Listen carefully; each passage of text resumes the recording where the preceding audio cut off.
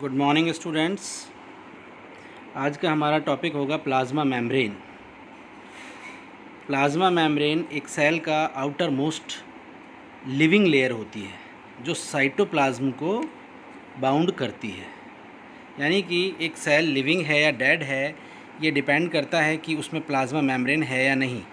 अगर plasma membrane होगी तो सेल लिविंग सेल होगी और ये सभी लिविंग ऑर्गेनिज्म का स्पेसिफिक कैरेक्टर होगा। प्लाज्मा मेम्ब्रेन एक फ्लैक्सिबल सराउंडिंग है और इसके स्ट्रक्चर को एक्सप्लेन करने के लिए बहुत सारे मॉडल्स दिए गए हैं और उसमें सबसे ज़्यादा जो पॉपुलर मॉडल है वो है fluid mosaic model. Fluid mosaic model, इससे पहले रॉबर्टसन मॉडल बताया गया था जिसने मेम्ब्रेन को ट्राई लेयर बताया था, लेकिन फ्लूइड मोज़ेक मॉडल की ही हम यहाँ बात करेंगे जो लिपिड बाइलेयर मॉडल है। और इसको फ्लूइड मोज़ेक मॉडल क्यों कह रहे हैं? क्योंकि इसके अंदर जो प्रोटीन की स्ट्रक्चर होती है, अब आप यहाँ डायग्राम में देखेंगे कि ये सारा आप देख रहे हैं कि आपको पूरा स्काई कलर में लिपिड के मॉलिक्यूल्स दिखाई दे रहे हैं, लेकिन इसमें बीच बीच में बहुत सारे प्रोटीन्स के मॉलिक्यूल एम्बेडेड हैं, धसे हुए आपको दिखाई दे रहे हैं। इसीलिए जो पूरी लेयर है वो एक मोज़ेक यानी चितकबरा, पैचेस दिखाई दे रहे हैं अलग अलग जगह में, पैचेस, इसीलिए इसको हम बोल रहे हैं मोज़ेक। फिर बात आती है इसको फ्लूइड क्यों बोल रहे हैं? क्योंकि जो इसके प्रोटीन के मॉलिक्यूल्स होते हैं, किसी भी चीज़ को इंटैक्ट करना है तो इनमें फ्लूइडिटी मिलती है, यानी कि ये फ्लूइड बन जाते हैं और अंदर जो भी चीज़ें हैं उनको अंदर ले आती हैं और बाद में कहीं और से ये इमर्ज आउट हो जाती है। यानी कि प्रोटीन्स मॉलिक्यूल में फ्लूइडिटी के कैरेक्टर्स भी हैं और इनका जो पैटर्न है वो क्या है, एक मोज़ेक फॉर्म में है। इसीलिए इस मॉडल को हम कह रहे हैं फ्लूइड मोज़ेक मॉडल। अब हम बात करें कि इसकी पूरी स्ट्रक्चर क्या है, कि प्लाज्मा मेम्ब्रेन की स्ट्रक्चर में क्या क्या है। प्लाज्मा जो मेम्ब्रेन है उसमें 3 इम्पॉर्टेंट कंपोनेंट मिलते हैं। क्या क्या? फर्स्ट तो हम बात करें कि बेसिक स्ट्रक्चर जो फ्रेमवर्क है वो लिपिड बाइलेयर का बना हुआ है। आप देख रहे हैं कि पूरा लिपिड की एक लेयर ये है और एक लेयर ये है, इसीलिए ये है लिपिड बाइलेयर।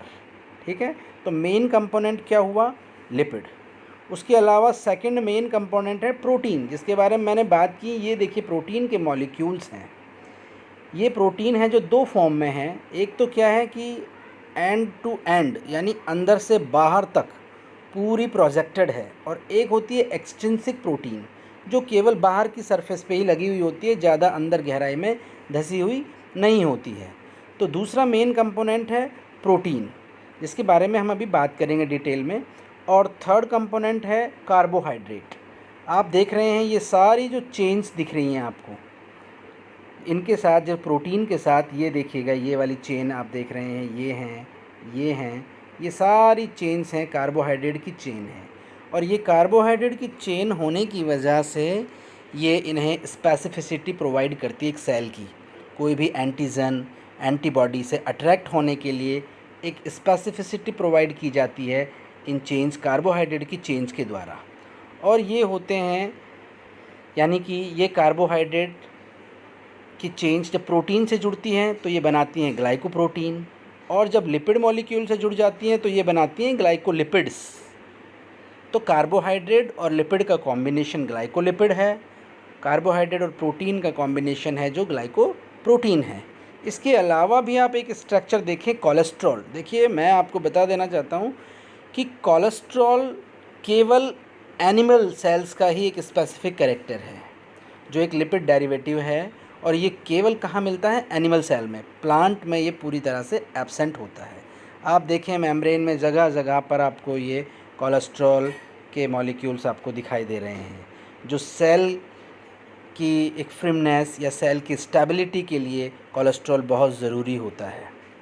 ठीक है, इसके अलावा मैंने बताया आपको इंटीग्रल प्रोटीन है, ट्रांस मेम्ब्रेन प्रोटीन, यानी ये देखिएगा जो एंड टू एंड निकली हुई है, इन्हें हम इंटीग्रल प्रोटीन कह रहे हैं, और जो सरफेस पे प्रोजेक्टेड है उन्हें हम कह रहे हैं एक्सट्रिंसिक प्रोटीन्स।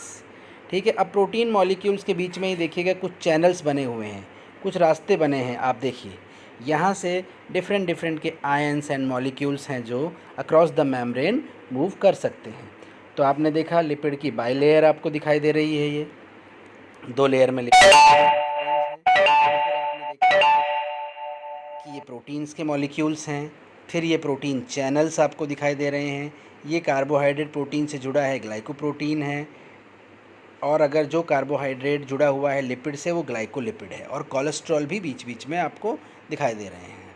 अब आप देखें, हम बात करते हैं इसके केमिकल कॉम्पोजिशन। मैंने आपको बताया कि 3 इम्पॉर्टेंट मैक्रोमोलिक्यूल्स हैं, lipid, protein, carbohydrate. Is it clear? Then मैं बात करता हूँ अब लिपिड मॉलिक्यूल्स की, कि लिपिड मॉलिक्यूल्स क्या हैं, इनके स्ट्रक्चर क्या है। 75% जो लिपिड होता है वो कौन सी फॉर्म में मिलता है इसमें? फॉस्फोलिपिड्स, क्योंकि लिपिड्स के बहुत सारे टाइप हैं। जब फॉस्फेट ग्रुप इसके साथ जुड़ा होता है तो ये बन जाता है फॉस्फोलिपिड। फिर 20% आप देख रहे हैं इसमें कोलेस्ट्रॉल है। फिर आप देख रहे हैं 5% ग्लाइकोलिपिड्स जो कार्बोहाइड्रेट के साथ जुड़ी हुई होती है। ठीक है, mostly lipids are amphipathic having both polar and non polar parts. अगर आप देखेंगे कि लिपिड का एक मॉलिक्यूल, बता दूँ, एक लिपिड का मॉलिक्यूल है जिसमें एक हेड आपको दिखाई दे रहा है और एक ये टेल दिखाई दे रही है। ये क्या है? हेड और टेल। ये एक पोलर यानी हेड है जो पूरा पोलर पार्ट बनाता है। पोलर पार्ट यानी इसमें फॉस्फेट ग्रुप इसके साथ जुड़ा हुआ होता है, और ये सेल यानी साइटोप्लाज्म की तरफ प्रोट्रूड होती है और एक होती है outside the membrane. Is it clear? जबकि टेल जो पार्ट है वो नॉन पोलर पार्ट है, और जो हेड है उसमें फॉस्फेट ग्रुप अटैच्ड होता है, और टेल होता है जिसके अंदर फैटी एसिड्स की डबल चेन होती है। Is it clear? उसके अलावा ये डिफरेंट डिफरेंट टाइप के और मॉलिक्यूल्स इसमें होते हैं। Phosphatidylcholine, phosphatidylethanolamine, phosphatidylserine, phosphatidylinositol, plasmalogens and sphingomyelin. Nerve cells वगैरह में ये ज़्यादा होती हैं। तो ये लिपिड मॉलिक्यूल का स्ट्रक्चर है जिसमें हेड है और टेल है। जो हेड है वो वाटर लविंग है और टेल हाइड्रोफोबिक है जो वाटर हेटिंग है। Is it clear? फिर हम देख रहे हैं act as a permeability barrier. और ये क्या करता है कि परमेबिलिटी बैरियर, आपको मालूम होना चाहिए प्लाज्मा मेम्ब्रेन है जो सेमी परमेबल है या सेलेक्टिवली परमेबल है। सेलेक्टिवली परमेबल है, तो फिर दोनों में क्या डिफरेंस है?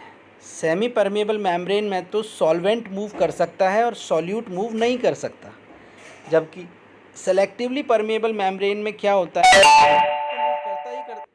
सॉल्वेंट तो मूव करता ही करता है, लेकिन सेलेक्टेड सॉल्यूट भी मूव कर सकता है। और प्लाज्मा मेम्ब्रेन सेलेक्टिवली परमेबल होती है, यानी जिस मॉलिक्यूल को अंदर जाना है उसी के लिए ये permeability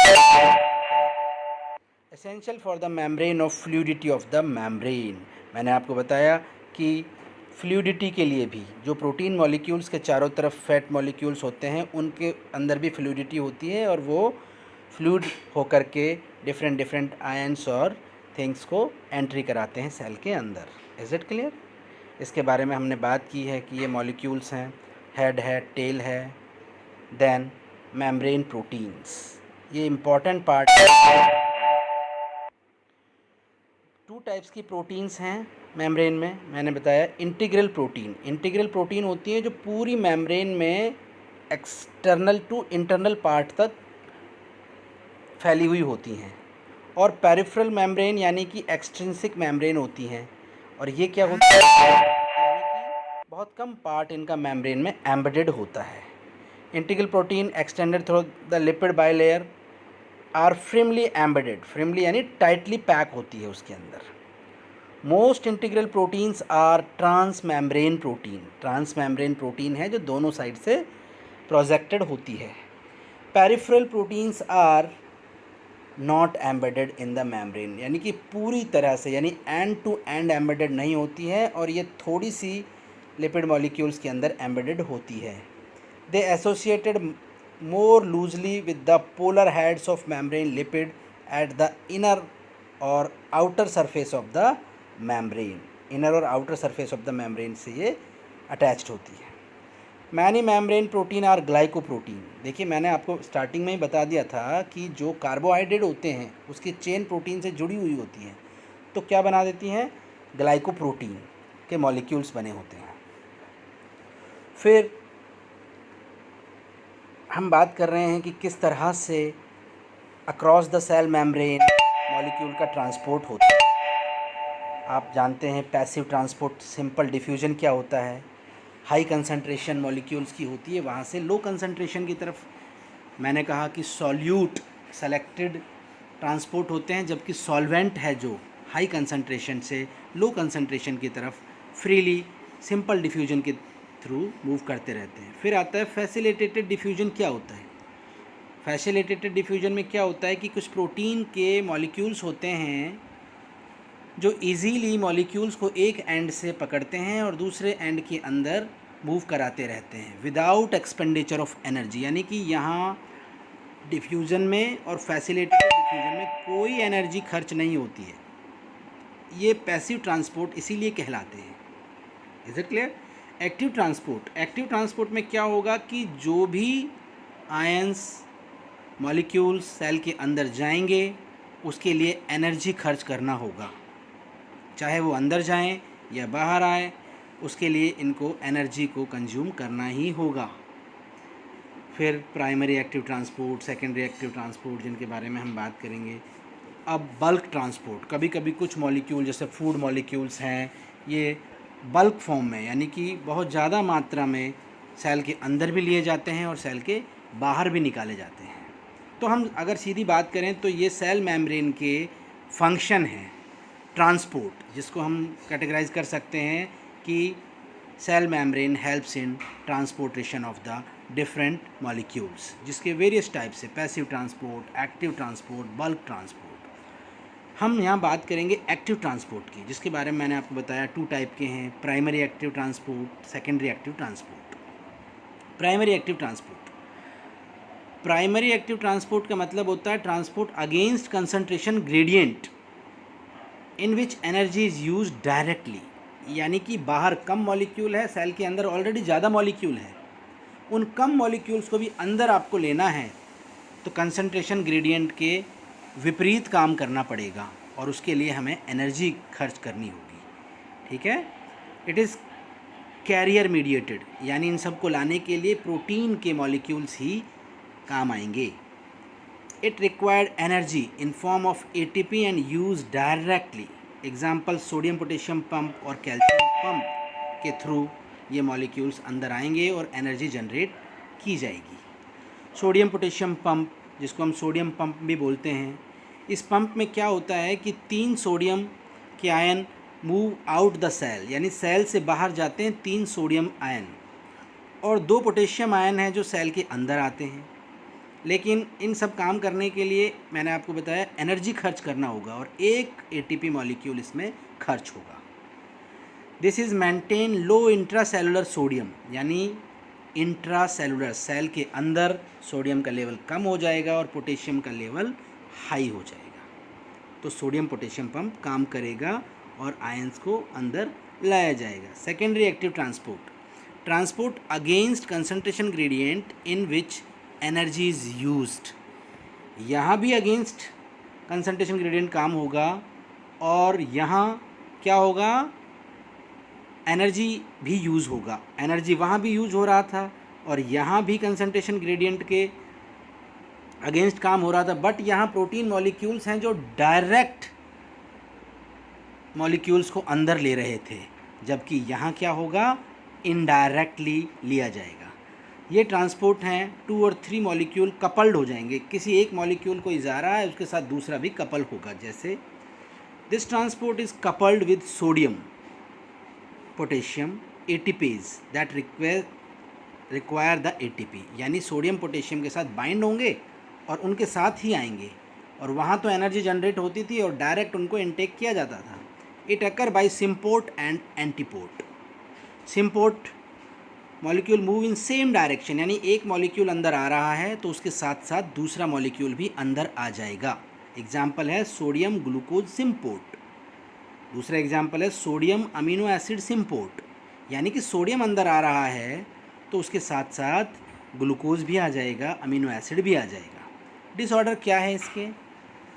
सिस्टीनूरिया and Hartnup disease.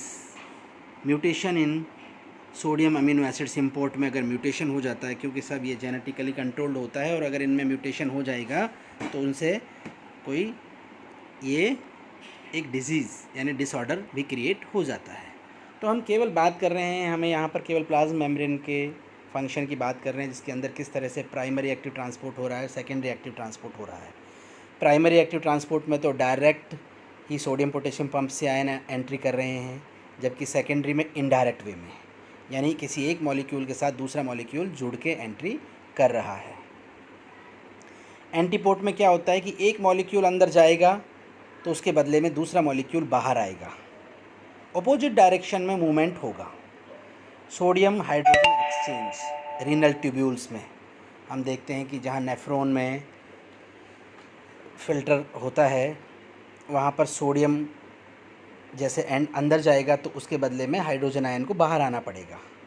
Calcium hydrogen exchange है कार्डियक मसल्स में, इन दोनों का एक दूसरे के विपरीत दिशा में मूवमेंट होता रहता है। Bulk transport also called transport bye vesicles formation, it's involve formation of membrane bound vesicles. अब आप देखेंगे जैसे कुछ फूड मॉलिक्यूल्स को इनटेक करना है तो फूड मॉलिक्यूल के चारों तरफ एक मेम्ब्रेन बनेगी प्लाज्मा मेम्ब्रेन से ही, और उसको अंदर लिया जाएगा और फिर उसका डाइजेशन किया जाएगा। देखिए कैसे होगा।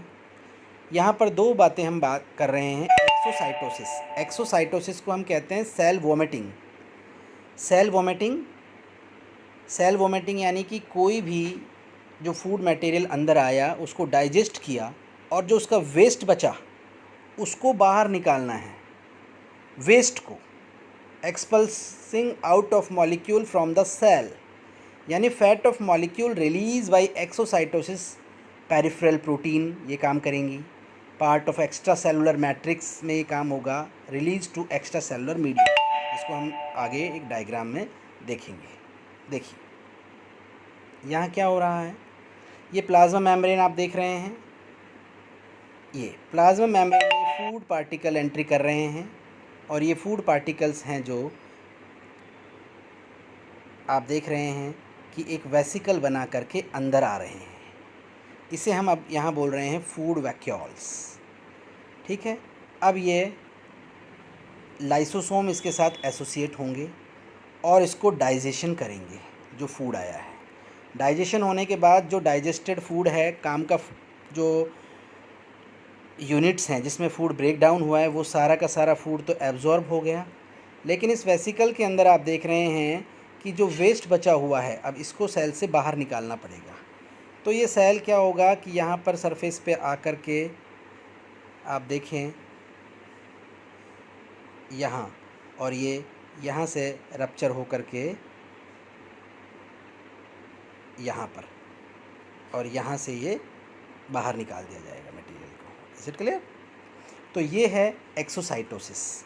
बाहर निकालने को मैंने एक्सोसाइटोसिस कहा है, और इस तरह से इसको अंदर लेने को हम कह रहे हैं एंडोसाइटोसिस। इस तरह से फूड वेसिकल्स के अंदर फूड एंट्री करता है, डाइजेस्ट होता है, ये कहलाता है एंडोसाइटोसिस।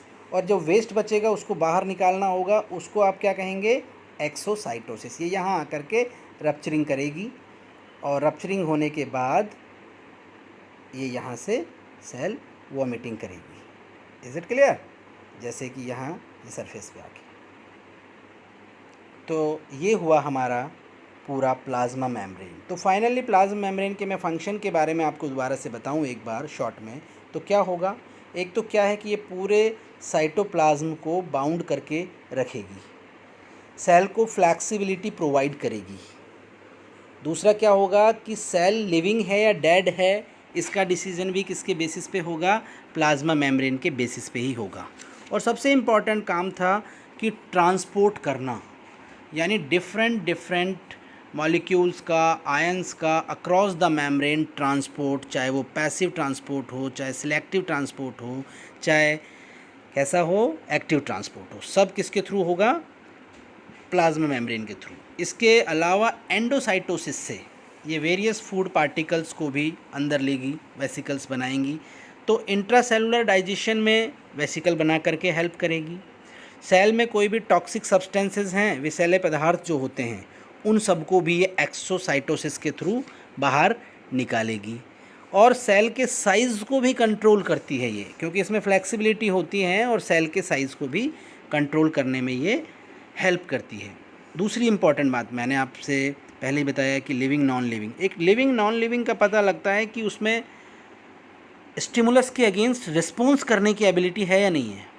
आप देखेंगे कि प्लाज्मा मेम्ब्रेन है जो रिस्पॉन्स करेगी, जैसे प्लाज्मोलाइसिस वगैरह हम एक्सपेरिमेंट हमने किए हैं लोअर क्लासेस के अंदर भी, तो आप देखेंगे कि केवल प्लाज्मा मेम्ब्रेन प्रेजेंट होगी तो ये मैकेनिज़्म होगी।